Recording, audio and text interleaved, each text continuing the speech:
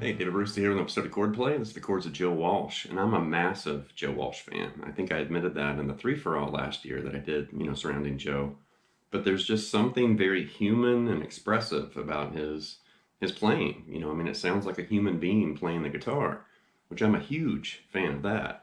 And there's nothing wrong with shredding, and loads of technique, but sometimes it does sound kind of mechanical, almost like a robot played it instead of a human being. But Joe Walsh, with just his expressive, bending and these riffs and lots of chords, he has lots of chord tricks, up his sleeves. There's just something very, just grabbing about his style. And I know I fell into his playing when I was a teenager, and I just loved it. He had this kind of goofy, sense of humor and this kind of charm. But then when he picks up a guitar, he just lays it down. Very impressive, and very unique guitarist too. I love Joe Walsh.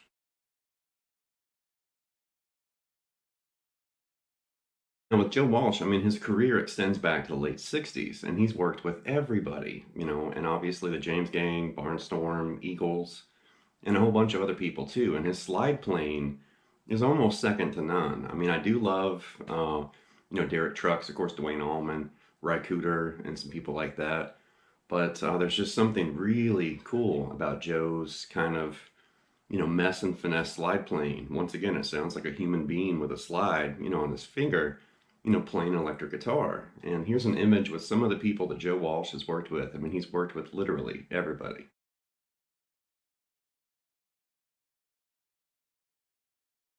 And here's a little factoid, just some, rock and roll, history, just to kind of give you a little extra. And I always found this really interesting, but Joe Walsh sold Jimmy Page a Les Paul in 1969, and that went on to become Jimmy Page's #1 Les Paul. He used it on Led Zeppelin 2 and pretty much every Zeppelin album after that. So Jimmy Page's, prized Les Paul was technically, a $500, purchase from Joe Walsh. So if Joe Walsh happens to be watching this, if you have any more of those $500 Les Pauls laying around, look me up. I'll totally buy, a $500 Les Paul from you.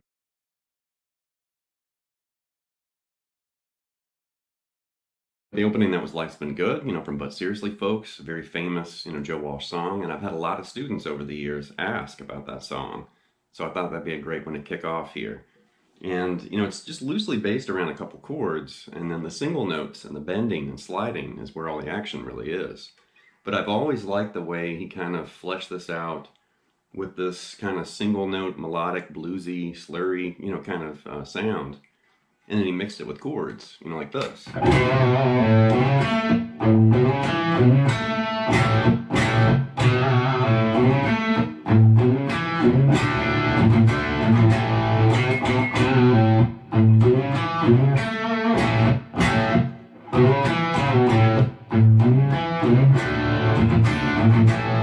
There's a bunch of interesting things, that happens in that song. That's just the intro. But you've got this real gritty, kind of smeared bending right here. And there's all these little sneaky, shifts and slides in there too. And then just bang this A power chord here twice. And then do almost the same thing.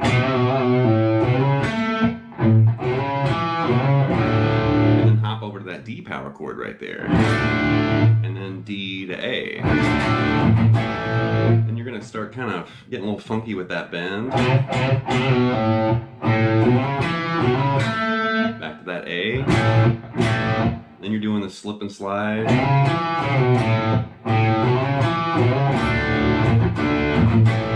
Instantly recognizable guitar part. And like I said earlier, I love how it's, the slippery and bendy single note idea, blended with those two chords, which is very basic, but once again, just grabs your attention. It's like, hey, listen to this. Up next is Mother Says from the Barnstorm album, and Joe is technically playing some sort of old, like synthesizer for the first part, and then you hear the guitar kind of chime in on the last little part.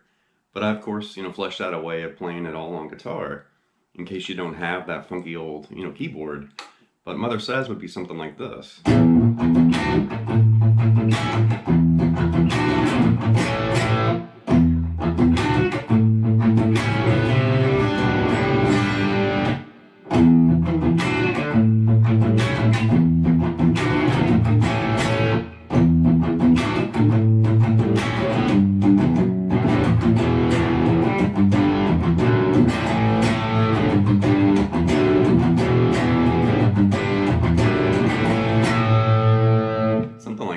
So we're basically starting with this E minor 9, and this is part of the keyboard or synthesizer part. And then you're going to an A7. So a minor 1 to a major 4. And then just end or answer that with that A power chord. And then he starts walking down that G right there, that C, B, A to G. And then loop that first part again.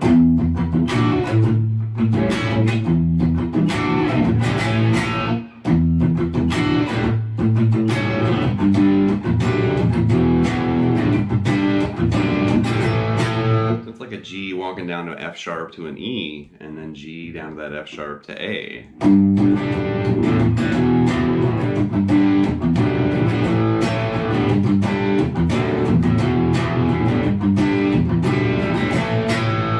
Classic song, and I love the challenge of kind of tackling grabbing that synth part.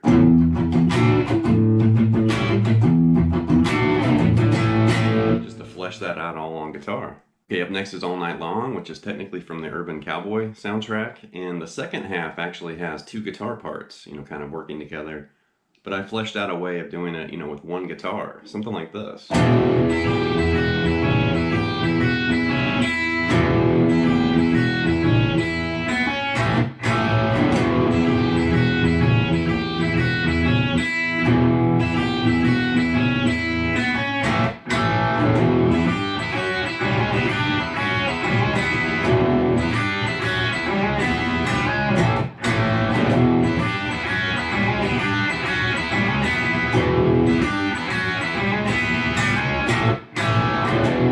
Very simple. Got this old-timey kind of bluesy rock, kind of feel, but just an E power chord, and then you're playing this really simple, single note melody.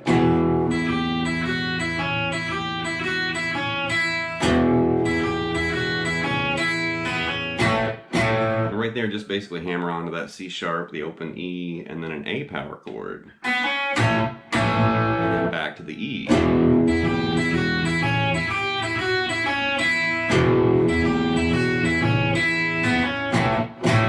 And then basically you're doing 2 parts here. So I'm just using double stops. And then right there, grab that C sharp, hammer on G to G sharp, and then the high E and B open.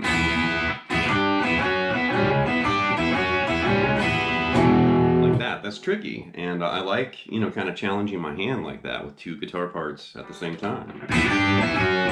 Like that.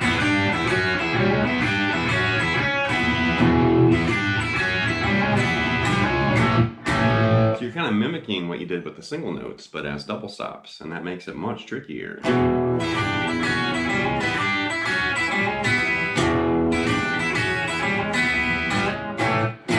Just kind of end with that A power chord again.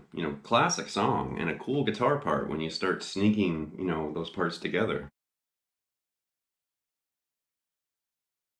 Next up is the song County Fair from the So What album, and if you have an MXR Phase 90, go ahead and kick it on, because this totally has that 70s, phase craze thing happening, like this.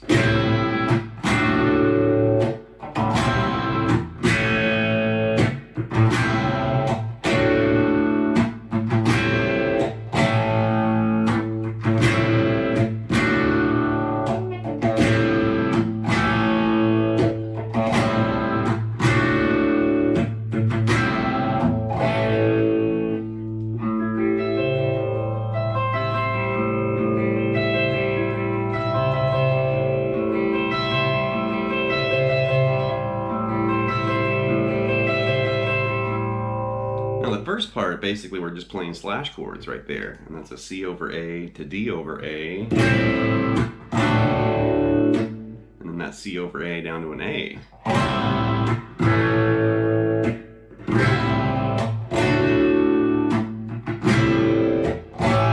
And you can kind of hear him playing with that open A string in there a little bit.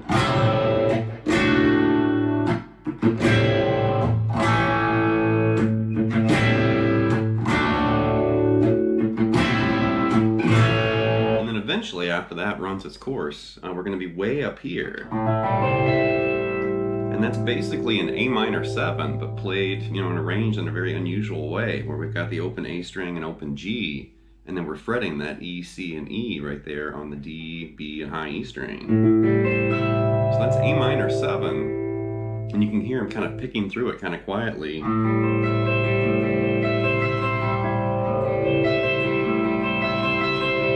Something like that, and he's really just picking through.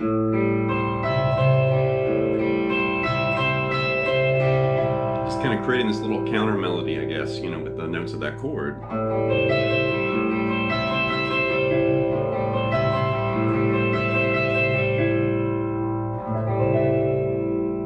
Next is the song Wolf, and this is from The Smoker You Drink, The Player You Get album, the very famous, Joe Walsh solo album. And this is in open B-flat major 9 tuning, which is very strange. And it might be closer to what you might find with a pedal steel guitar instead of an electric guitar. But with that, we basically have F, B-flat, C, and then F, A, C. So F, B-flat, C, and then F, A, C. And then in this tuning, Joe finds this very kind of haunting and mysterious sounding chord progression right here. Really cool.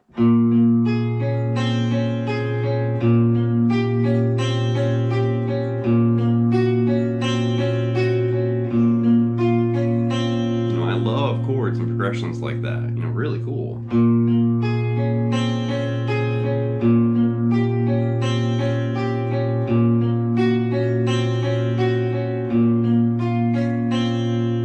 Starting with this, and we're also playing the open A and the open high E string, even though technically that high E is now tuned to C.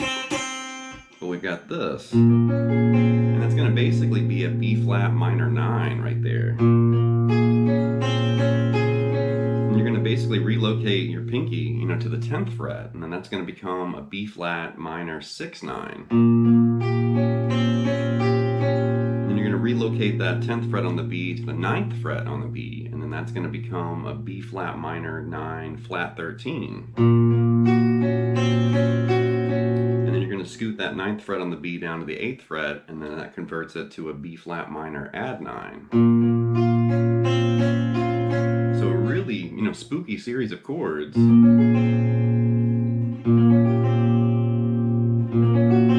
almost sounds like Buckethead, but it's Joe Walsh.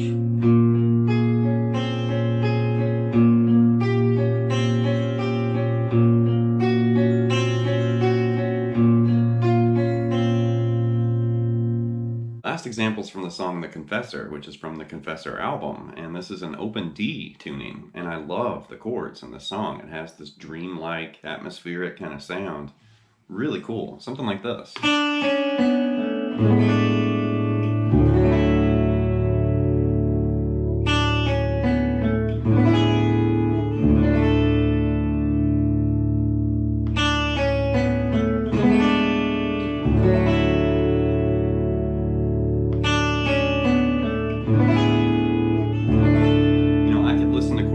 Like that all day. It's so cool.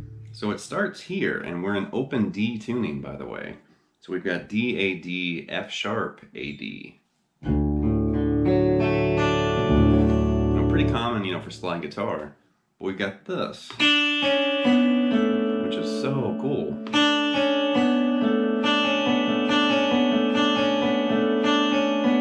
So that's an A add 9, add 11. Very unusual. And then right there, there's a little progression. So there's the A add 9, add 11, and then an A major 9 sus 4 right here. You're just adding the 6th fret there on the D, don't play the low E string and then basically play the A, the B, and the high E open with that 6th and 5th fret there on the D and the G string. And then this, it's basically just D add 9, you know, just holding the 2nd fret there on the high E string and then all those open strings. So that's beautiful, that's awesome. Repeat that first chord again, the A add 9, add 11, and then you've got this, which is really unusual. So that's going to be an A major 9 sus4 again. It's different than this one, just kind of a different, you know, voicing, same chord, and then move up and you're going to grab this. So you've got the 7th fret on the high E and the 8th fret there on the G with all the open strings, and that's just a D5. Very unusual, you know, D power chord, but that's basically what that is. It's just D's and A's all the way across. Killer guitar part though.